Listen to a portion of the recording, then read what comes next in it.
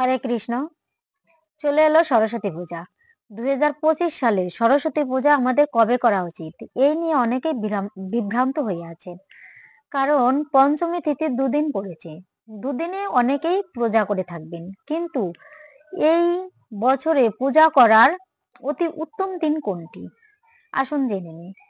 তো সরস্বতী পূজার যে 2 ফেব্রুয়ারি পঞ্চমী তিথি লেগে গেছেন, সেটা হচ্ছেন 12টা 12 মিনিট থেকে। তার মানে ওই দিন ব্রহ্ম মুহূর্ত স্পর্শ হয়নি, ওই দিন পূজা করা অতি উত্তম নয়। 3 তারিখ মানে 3 ফেব্রুয়ারি ওই দিন ব্রহ্ম মুহূর্ত স্পর্শ হয়েছে। যদিও অল্প সময় পঞ্চমী তিথি থাকবে, তবে ওই দিনই পূজা করা অতি উত্তম।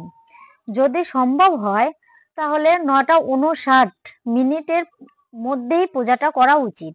আর যদি অসম্ভব হয় তবে পরে করা যেতে পারে, কিন্তু সোমবারে বা 3 তারিখেই পূজা করা অতি উত্তম।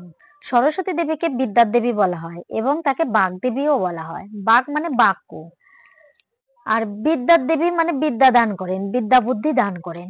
তো যে সরস্বতী দেবী বিদ্যা বুদ্ধি বাগ দেবী এগুলো দান করেন বা প্রদান করেন, তাই সমস্ত লোকেই, প্রায় অধিকাংশ লোকেই এই সরস্বতী পূজা করে থাকেন। তবে অনেকেই এই সরস্বতী পূজা করে থাকেন, তাদের উদ্দেশ্য থাকে এই জড়বিদ্যা অর্জন করার। কিন্তু এই জড়বিদ্যা অর্জন করাটা মানুষের মুখ্য উদ্দেশ্য নয়।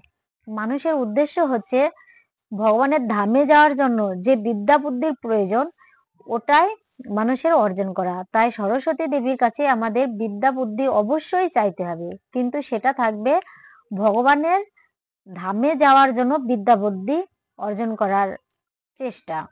সরস্বতী দেবীকে খুশি করার জন্য আমাদের বিভিন্ন রকমের নৈবেদ্য নিবেদন করতে হয়। তবে মনে রাখবেন, সরস্বতী কিন্তু বৈষ্ণবী মাতা, তাই তাকে সরাসরি ভোগ নিবেদন বা কোনো নৈবেদ্য নিবেদন করা যায় না। তাই কৃষ্ণ প্রসাদ তিনি গ্রহণ করেন, তাকে কৃষ্ণ প্রসাদ প্রদান করা উচিত। তাই সকলে চেষ্টা করবেন কৃষ্ণ প্রসাদ প্রদান করার। হরে কৃষ্ণ।